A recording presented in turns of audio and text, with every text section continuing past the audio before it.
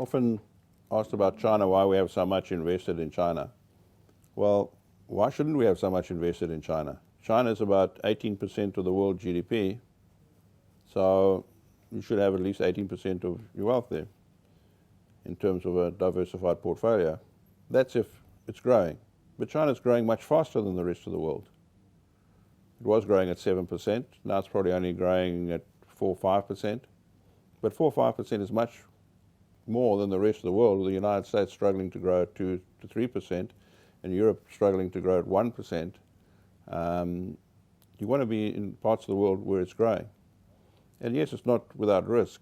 So maybe if you take all the risks into account, you shouldn't have 18% there. But we don't think the risks are as big as other people say. There are corporate governance issues, but you can overcome those with doing decent research. And there's been a change in the structure of China.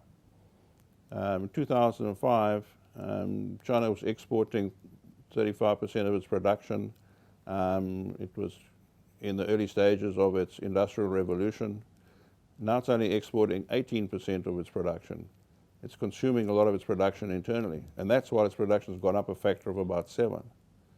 So it's an enormous economy, it's grown a lot, and the big opportunity for us is not just in the economy itself, but in the consumer side.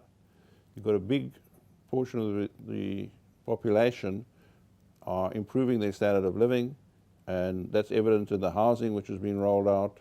Lots of housing all through the country, millions of people with decent housing, and that's increasing their balance sheets, and they're spending. So consumer spending in China is a big theme and a huge growth area. And we're very keen to invest in that area, particularly seeing as the cost of investing in that area is far less than it is elsewhere in the world.